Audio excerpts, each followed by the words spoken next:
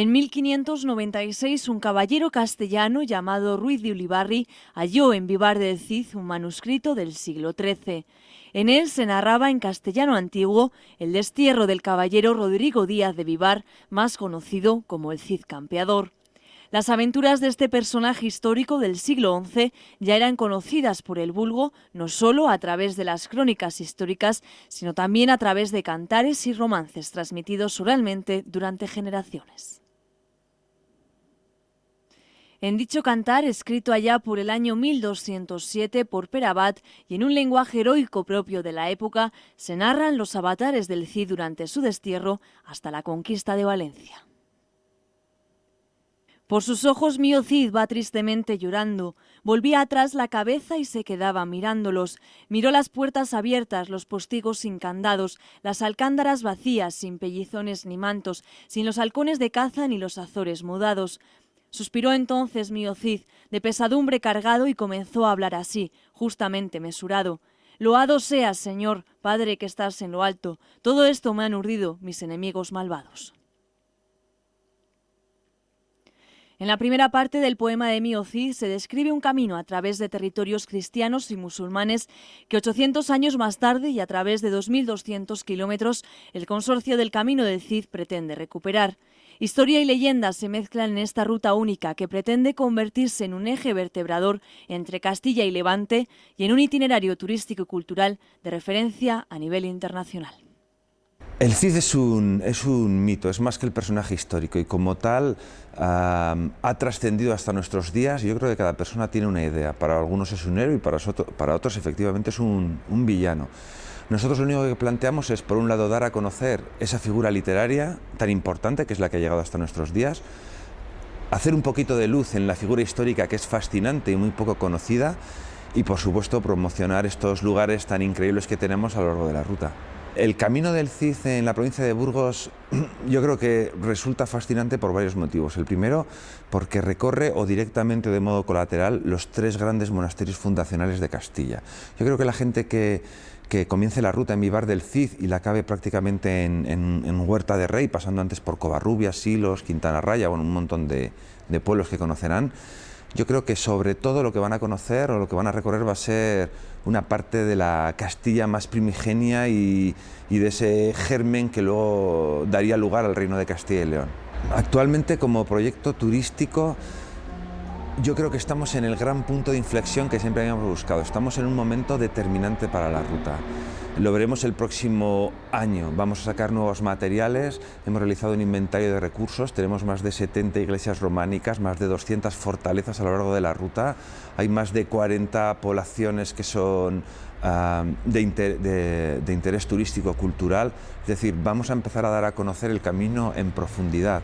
Vamos a cerrar las etapas, vamos a editar guías de viaje, se va a señalizar toda la ruta, estamos hablando de 1.400 kilómetros, vamos a lanzar una nueva página web y sobre todo vamos a empezar ya la promoción exterior, que es lo que siempre hemos querido y es el público objetivo de este camino realmente, son los extranjeros que están interesados en la cultura española y que quieren conocerla más a fondo. Este viaje legendario comienza en Vivar del Cid, a 10 kilómetros al norte de Burgos. Acompañado por un reducido grupo de leales, el Cid abandona sus propiedades y su casa natal rumbo a un destino incierto. Tiene orden real de abandonar Castilla en 9 días.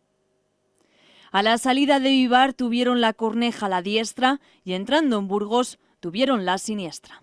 He nacido aquí y veías que muchísima gente pues venía a Vivar para ver el Cid y todo eso y claro, de crío veías aquí que venía muchísima gente, se llevaban las piedras en los coches y tal y preguntando por el Cid y tal y bueno, yo cuando abrí esto pues mi idea pues abrir un negocio de hostelería siempre me ha gustado y claro, cuál es mi sorpresa que aquí casi tenía que haber puesto una oficina de turismo en vez de un negocio de hostelería o la cantidad de gente que viene a preguntar, claro, sobre el Cid y del pueblo y demás. Me he tenido que empapar mucho de la historia del Cid y con catedráticos y demás y claro, y para dar un poco de información a la gente que viene, para que se vaya un poquitín, porque claro, aquí en Vivar no hay un gran patrimonio diríamos y tal, pero bueno, hay que, en fin, la gente viene curiosa, pregunta mucho, viene gente de todo el mundo y tal, y más o menos, pues, oye, para que se vayan un poquitín llenos, pues, a explicarles un poco, ¿no?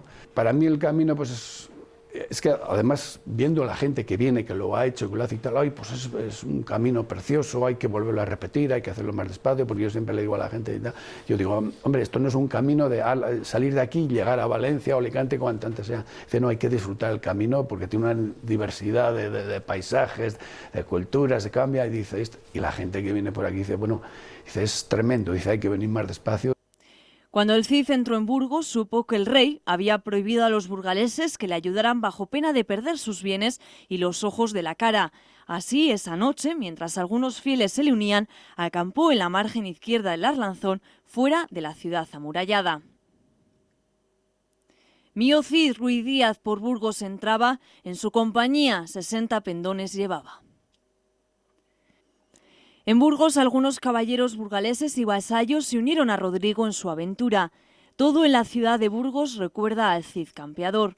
Así, la iglesia de Santa Águeda es el escenario donde hizo jurar al rey Alfonso VI que no estuvo implicado en la muerte de su hermano Sancho. El solar del Cid, donde tuvo asiento la residencia del héroe. La catedral, donde reposan sus restos y los de doña Jimena. El arco de Santa María, donde se expone una reproducción de la espada tizona, el puente de San Pablo, adornado con imágenes de la iconografía cidiana, o la estatua ecuestre del Cid, obra de Juan Cristóbal. Según el cantar, el Cid abandonó la ciudad por la actual puerta de Santa María, cruzando el Arlanzón y acampando extramuros en la Glera. Mandad coger la tienda y vayamos privado, en San Pedro Cardeña, allí nos cante el gallo. Antes de iniciar su destierro, el Cid dejó al cuidado del abad del monasterio de San Pedro de Cardeña a su mujer doña Jimena y a sus hijas, doña Elvira y doña Sol. Este monasterio, cuna de la leyenda cidiana, es el más antiguo de los grandes monasterios castellanos. Fue fundado en el 899, constituyendo un importante centro cultural y espiritual de la época. El monasterio fue saqueado en el 953 por Abderramán III. Del primitivo monasterio románico quedan su torre del siglo XI y el claustro. En San Pedro de Cardeña reposaron los restos de Rodrigo y su esposa hasta que fueron trasladados a la catedral en el siglo XX. La relación creo yo que es muy estrecha, ha sido siempre muy estrecha, desde los inicios biográficos de la vida del Cid, pues hasta su muerte, y sobre todo tal vez más después de su muerte, porque aquí se han mantenido sus restos y los monjes siempre han tenido esa cierta veneración por los restos cidianos, no solamente por el personaje tan importante que ha sido en la historia, sino también, bueno, pues cierto halo de misterio y de misticismo y de mitología, etcétera. Todo se ha juntado, pero yo creo que lo que ha permanecido siempre es la figura histórica del Cid, ¿no? Su relación pues con el abad, con el monasterio, que tan hermosamente nos canta el cantar del Mío Cid, esa amistad que había realmente entre el abad Sancho o Sisebuto y el Cid, la confianza con que él viene a Cardeña, se siente como en su casa, y sobre todo el hecho de que dejara aquí a su mujer y a sus hijas indica que realmente el nivel afectivo que había entre el Cid y Cardeña era muy grande. Los restos del Cid, como tú sabes muy bien, fueron traídos por Jimena desde Valencia a los 2 o 3 años, digamos, de la muerte de Cid, cuando ya era insostenible, digamos, la custodia de la ciudad. Y es muy curioso que, a pesar de que de Valencia a Burgos hay mucha distancia, que fuera precisamente este el monasterio escogido por el Cid. No sabemos si personalmente en algún momento declaró su voluntad de que fuera enterrado aquí, pero por lo menos el hecho es que Jimena y el obispo lo trajeron a enterrar aquí al monasterio. Alguna circunstancia especial habría, ¿no?, que estando tan distante, que hay otros monasterios que jalonan el camino, que no se quedara en otros monasterios, sino que fuera enterrado aquí, ¿no? Y los monjes han sido siempre muy conscientes, digamos, de esta voluntad. Primero estuvo enterrado en el presbiterio de la primitiva iglesia románica, donde se enterraban los personajes ilustres, Luego, cuando se construyó en el siglo XV la iglesia gótica, pues volvió a ocupar también un puesto relevante dentro también del ámbito del presbiterio. Posteriormente pues hubo algunos traslados, etcétera, hasta que definitivamente ya en el siglo XVIII se le trasladó a la capilla actual que llamamos de los héroes o de los reyes, que es donde está su sepulcro y donde ha permanecido pues primero hasta la Francesada y luego después de la marcha de los franceses, que volvieron a traer los restos, estuvieron también pues unos poquitos años, porque luego ya con la desamortización se consideró pues oportuno y prudente sacar los restos del monasterio que estaba abandonado y llevarlos a Burgos.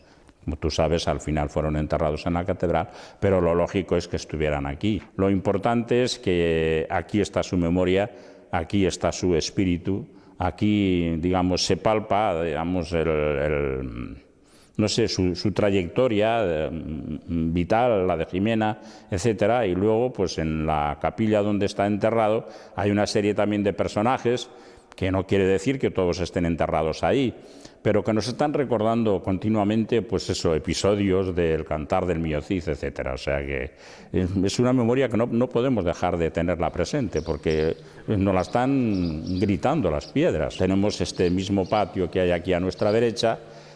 Ahí hubo una vivienda cidiana que en el siglo XVI, 1700 y pico, se incendió, y los monjes ya aprovecharon para